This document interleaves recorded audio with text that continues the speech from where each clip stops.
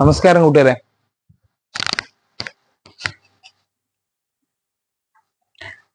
നമ്മള് അങ്ങനെ എപ്പോഴൊന്നും കാണാറില്ല അല്ലെ? ഡിഗ്രി പ്രിലിംസ് പരീക്ഷ വരുന്ന മെയ് 27-നാണ്. അതിന്റെ പ്രിപ്പറേഷനിലാണ്. അപ്പൊ ഞാൻ ഇന്ന് ഒരു മോട്ടിവേഷൻ ക്ലാസ്സിൽ വരാൻ കാര്യം, എന്തോ എനിക്കൊരു മോട്ടിവേഷൻ ചെയ്യാൻ ആഗ്രഹം തോന്നി. ഒരു പ്യുവർ മോട്ടിവേഷൻ. യെസ്, അതിൽ പറഞ്ഞ പോലെ അഹങ്കാരമില്ല, പ്രതികാരം മാത്രം. പ്രതികാര ബുദ്ധിയോടുകൂടി പഠിക്കുക, പഠിച്ചാൽ വിജയിക്കാൻ പറ്റും. നമ്മളെ ആ ഒരു ജോലിക്ക് വേണ്ടി പ്രിപ്പയർ ചെയ്യുമ്പോൾ ശ്രദ്ധിക്കേണ്ട കുറച്ച് കാര്യങ്ങൾ, അങ്ങനെയുള്ള ഒരുപാട് കാര്യങ്ങൾ യൂട്യൂബിൽ പല പല സാറന്മാരും ക്രിയേറ്റേഴ്സ് ഇട്ടിട്ടുണ്ട്. ഇപ്പൊ എനിക്ക് പറയാനുള്ളതെന്ന് വെച്ചാൽ, നമ്മളൊരു സീരീസ് ഓഫ് എക്സാം വരുന്ന സമയമാണ് PSC ടൈം. ഇപ്പൊ ഒരു എക്സാമിന് വേണ്ടി മാത്രം നമ്മൾ പഠിച്ച ആ എക്സാം കിട്ടണമെന്നുണ്ടോ? നല്ല ബ്രില്യൻ്റ് ആണെങ്കിൽ പോലും ചിലപ്പോൾ അവന് കിട്ടണമെന്നില്ല. ഇപ്പൊ LDC ഒരു എക്സാമിന് വേണ്ടി ഒരാൾ പഠിക്കണം, അവന് ചിലപ്പോൾ കിട്ടൂല. ചിലപ്പോൾ അതിനേക്കാൾ ഹെവി ലെവലിലുള്ള ഒരു ഡിഗ്രി ലെവൽ എക്സാം ചിലപ്പോൾ അവന് കിട്ടും. നിങ്ങൾ ശ്രദ്ധിച്ചിട്ടില്ലേ? ഇപ്പൊ ഈ എന്തിനാ നമ്മൾ ഈ +2 CPU എടുക്കാം. ചിലർക്ക് CPU-ൽ റാങ്ക് ബാക്കിലായിരിക്കും, പക്ഷെ SI-യിൽ ഒരു ടോപ്പ് റാങ്ക് ആയിരിക്കും. അതാണ് എന്റെ കാര്യം.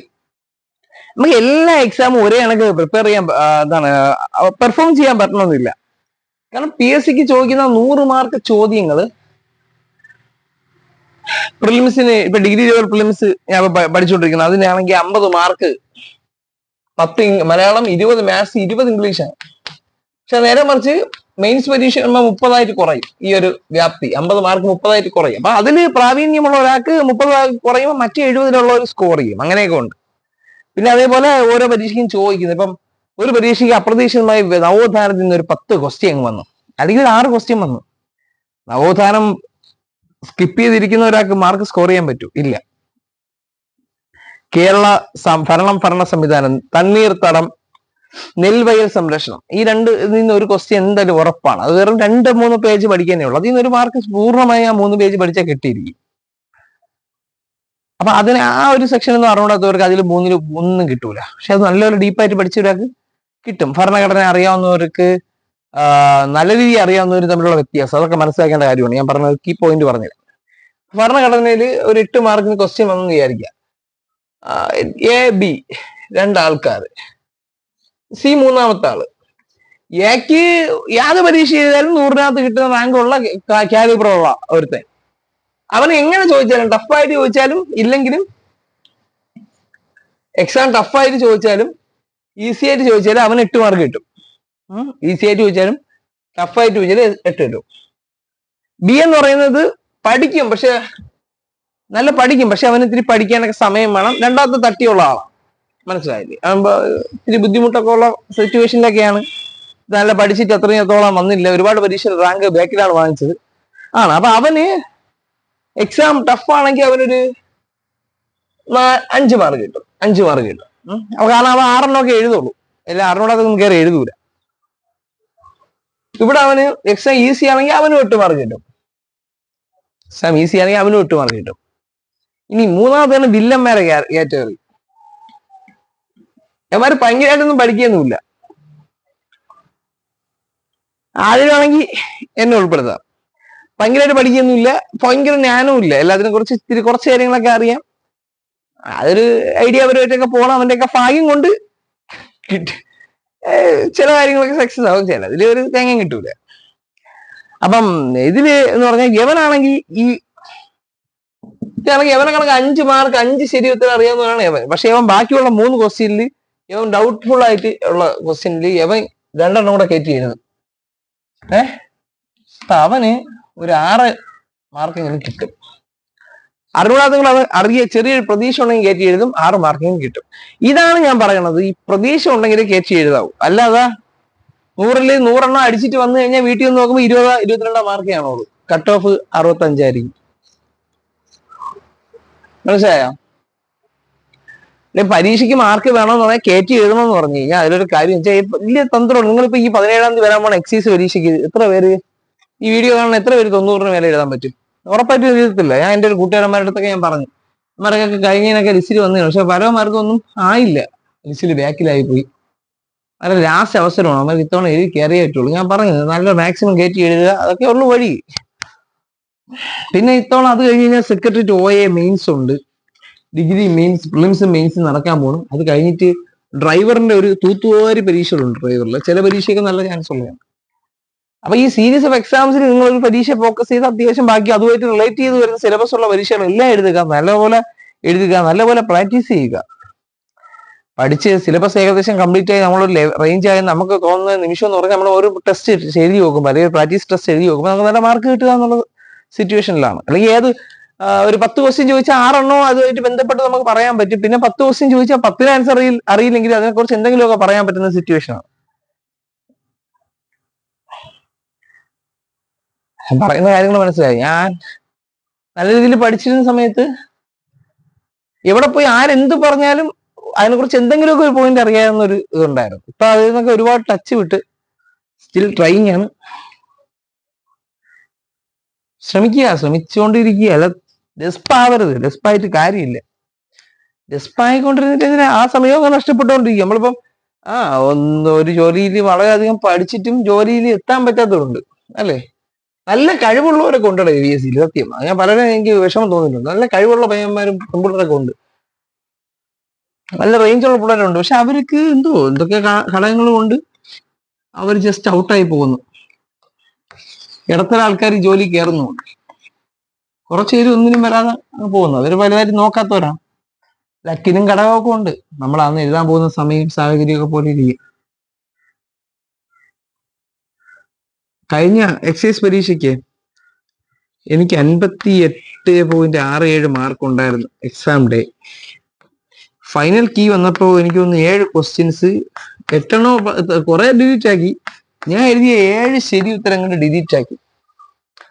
അങ്ങനെയാണ് എനിക്ക് 51.67 അങ്ങനെയാണ് കിട്ടിയെന്ന് തോന്നുന്നു. പക്ഷെ ഈ റാങ്ക് ആയിരുന്നെങ്കിൽ അടിപൊളി റാങ്ക് വന്നേനെ. കുറച്ചുകൂടി ഇപ്പൊ കുറെ കൂടെ വന്നേനെ, നല്ല റാങ്ക് വന്നേനെ. അതാണ് ഞാൻ പറഞ്ഞത്. അങ്ങനെയൊക്കെ പറഞ്ഞത് നമ്മളെ ദൗർഭാഗ്യമാണ്. പക്ഷെ ഈ 7 ക്വസ്റ്റ്യൻ ഞാൻ തെറ്റിച്ചതാണ് ഡിലീറ്റ് ആയിരുന്നില്ല. 7 ക്വസ്റ്റ്യൻ ഞാൻ തെറ്റിച്ചതാണ് ഡിലീറ്റ് ആയിരുന്നെങ്കിൽ എനിക്ക് 0.37 മാർക്ക് വെച്ച് കൂടിയാണ്.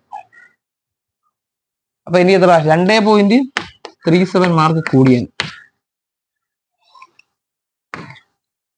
അതിന്റെ കാര്യം അങ്ങനെ കുറച്ച് ഘടകങ്ങളൊക്കെ ഉണ്ട്.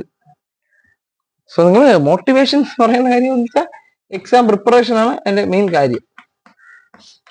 പ്രിപ്പയർ ചെയ്യുക എന്ന് പറഞ്ഞാൽ സിലബസ് പ്രകാരം ടോപ്പിക്കുകൾ കംപ്ലീറ്റ് ചെയ്യാൻ ശ്രമിക്കുക. 70% പറ്റുള്ളൂ. CAയുടെ ബുക്ക് വാങ്ങാൻ പറ്റുമെങ്കിൽ വാങ്ങിച്ച് പഠിക്കുക, അല്ലെങ്കിൽ നോട്ട് വെച്ച് പഠിക്കുക. മാത്സ് ചെയ്ത് പഠിക്കുക. ഹോട്ട് ടോപ്പിക്സ്, സ്പെഷ്യൽ ടോപ്പിക്സ് നല്ലപോലെ പഠിക്കുക. വൈഡ് സ്കോറിംഗ് ഏരിയ നല്ല രീതിയിൽ മാർക്ക് വാങ്ങുക. മോക്ക് ടെസ്റ്റ് പ്രാക്ടീസ് ചെയ്യുക. മോക്ക് ടെസ്റ്റ് പ്രാക്ടീസ് ചെയ്യണമെങ്കിൽ ഈ പരിപാടി ചെയ്തിട്ട് അത് പ്രാക്ടീസ് ചെയ്താലേ അതിന് മാർക്ക് വാങ്ങാൻ പറ്റുള്ളൂ. അല്ലെങ്കിൽ അത് കിടന്ന് എഴുതിക്കൊണ്ടിരിക്കും. നിങ്ങൾ അത് കിടന്ന് എഴുതിക്കൊണ്ടിരിക്കും, മാർക്ക് കിട്ടൂല. അതെ, അതാണ് മോക്ക് ടെസ്റ്റ് നമ്മൾ എഴുതി വെച്ചാൽ മാർക്ക് കേരളം എന്ന് പറഞ്ഞിട്ട്. അതുകൊണ്ടാണ് ഈ സിലബസ് കംപ്ലീറ്റ് ചെയ്യാതെ 100% ആക്കണ്ട, ഒരു 60% കൂടി ആക്കണ്ടേ, എന്നാലേ നമുക്ക് അതിനെ കുറിച്ച് എഴുതാൻ പറ്റുള്ളൂ.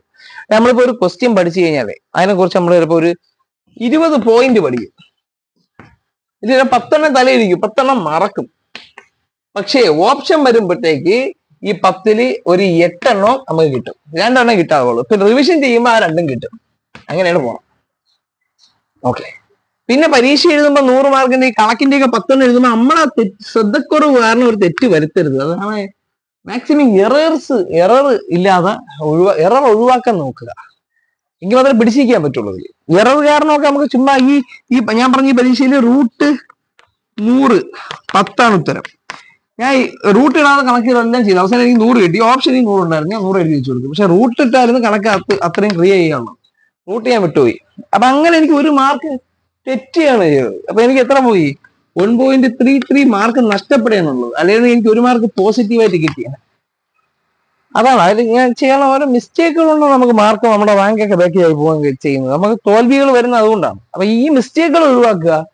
നമുക്ക് വേറൊരു പരീക്ഷയ്ക്ക് എനിക്കറിയാം, ഒരു പരീക്ഷയിൽ ഒരു ആളുടെ പേരൊന്നും ഞാൻ പറയണ്ട, എനിക്കറിയാവുന്ന ഒരു ആള് തന്നെ വളരെ ഹാർഡായിട്ട് വർക്ക് ചെയ്യുക. അയാള് വർക്ക് ചെയ്തെന്ന് വെച്ചാൽ ടാലന്റിന്റെ, ലക്ഷ്യര, കരിയറിന്റെ, ഇതിന്റെയൊക്കെ സ്പെഷ്യൽ ടോപ്പിക്ക് അത് എന്ന് പറഞ്ഞാൽ ഓരോന്നും പഠിച്ച് തീർത്തിട്ടാണ്. പിന്നെ തൊഴിൽവാർത്ത വർക്ക് ചെയ്യും, തൊഴിൽ രീതി വർക്ക് ചെയ്യും, ഇതിന്റെയൊക്കെ മോക്ക് ടെസ്റ്റ് ബുക്ക് വർക്ക് ചെയ്യും. എല്ലാം ഒരുപാട് എത്രയൊക്കെ കണ്ടന്റ് കിട്ടോ അത്രയും കണ്ടന്റ് കിട്ടോ പഠിച്ച്. പക്ഷെ റാങ്ക് വളരെ താഴെയാണ്. നല്ല റാങ്കിൽ വരില്ല എന്ന് പറയാൻ അടിപൊളി ഡബിൾ ഡിജിറ്റ് വരേണ്ട ആള് പക്ഷെ നല്ല ബാക്കിലാണ് പറഞ്ഞത്. ആ എക്സാമിനോടുള്ള ഫിയർ പേടി, ഇത് ഒഴിവാക്കണം. അതാണ് ഞാൻ പറഞ്ഞത്. അത് ഒഴിവാണെങ്കിൽ മോക്ക് ടെസ്റ്റ് എന്ന് പറയുന്ന സാധനമാണ് ഏറ്റവും വലുത്. മോക്ക് ടെസ്റ്റ് അത് നമ്മൾ ലൈവ് ടെസ്റ്റുകളും പോയി എഴുതുക. പല ടെസ്റ്റുകളൊക്കെ ഉണ്ട്. അതായത് നിങ്ങൾക്ക് ആവശ്യമില്ലാതെ കിട്ടാൻ സാധ്യതയില്ലാത്ത പരീക്ഷയിൽ പോയി മാക്സിമം അറ്റൻഡ് ചെയ്യുക. മാക്സിമം അറ്റൻഡ് വെച്ചാൽ ഒരു ഐഡിയ വെച്ച് അറ്റൻഡ് ചെയ്യുക. ഞാൻ പറഞ്ഞില്ല 100 ക്വസ്റ്റ്യനിൽ നിങ്ങൾക്ക് ഒരു 70 ക്വസ്റ്റ്യൻ അറിയാം. 70 നിങ്ങൾ അറ്റൻഡ് ചെയ്യണുള്ളൂ. പിന്നെ കുറച്ചുകൂടെ ശ്രമിച്ചിങ്ങനെ ഒരു 75 അറ്റൻഡ് ചെയ്തു. പിന്നെ നിങ്ങൾക്ക് ഒരു 15 ക്വസ്റ്റ്യൻ ഡൗട്ട് ഉണ്ട്. ഞാനാണെങ്കിൽ ആ 15 ഒട്ടും അറിയാതെ ഒഴിച്ച് 12, അതായത് എഴുതിയാൽ എനിക്ക് കുറച്ചെങ്കിലും ഓർമ്മ ഉണ്ട് എന്നൊരു പ്രതീക്ഷ ഉണ്ടെങ്കിൽ മാത്രം എഴുതുക. 4 ഓപ്ഷൻസ് ഇതല്ല, ഈ 3 ഏതാണ്, അത് ഏത് വരും എന്ന് ഒരു പ്രതീക്ഷയെങ്കിലും നൽകാൻ ഉണ്ടെങ്കിൽ എയോ സിയോ ആണ്. എന്തായാലും ഇതുമല്ല, ഇത് രണ്ട് ഏതോ ഒന്നാണ്. അതെങ്കിൽ എഴുതിക്കോണം, പിന്നെ വിടരുത്, എഴുതിക്കോണം. അങ്ങനെ ഒരു 12 ക്വസ്റ്റ്യൻ എഴുതി നിങ്ങൾക്ക് ഉറപ്പായി 6 ശരി 6 തെറ്റ് വരും, അല്ലെങ്കിൽ 7 തെറ്റ് 5 ശരി വരും. എന്നാൽ പോലും പോസിറ്റീവാണ്. ഇനി നിങ്ങൾ വേറൊന്ന് മാറ്റി നോക്ക്, 8 തെറ്റ് 4 ശരി. അത് നോക്ക്, 8 തെറ്റ് വന്നു കഴിഞ്ഞാൽ 2.67 മാർക്കേ പോകും. 4 ശരിയുണ്ടെങ്കിലാ 1.33 മാർക്ക് നിങ്ങൾക്ക് അവിടെ കിട്ടിയാണ്. പിന്നെന്ത് കുഴപ്പം? 4 ശരിയും 8 തെറ്റും വന്നാലും പോസിറ്റീവ് ആണെങ്കിൽ പിന്നെന്ത് കുഴപ്പം? ഇനി പുതിയൊരു കണക്കെട്, 3 ശരി 9 തെറ്റ് 12 നിങ്ങൾ എഴുതി. 3 ശരിയും 9 തെറ്റിപ്പോയി. എന്നാൽ പോലും നിങ്ങൾ 0 മാറി, അങ്ങോട്ടും ഇല്ല ഇങ്ങോട്ടും ഇല്ല, നഷ്ടമില്ലല്ലോ. അതാണ് മനസ്സിലാക്കേണ്ട കാര്യം. ഓക്കെ, എങ്ങനെയെങ്കിലും മോട്ടിവേറ്റ് ചെയ്യാൻ പറഞ്ഞാൽ എനിക്ക് ഇതിലപ്പുറം അറിഞ്ഞുകൂടാ.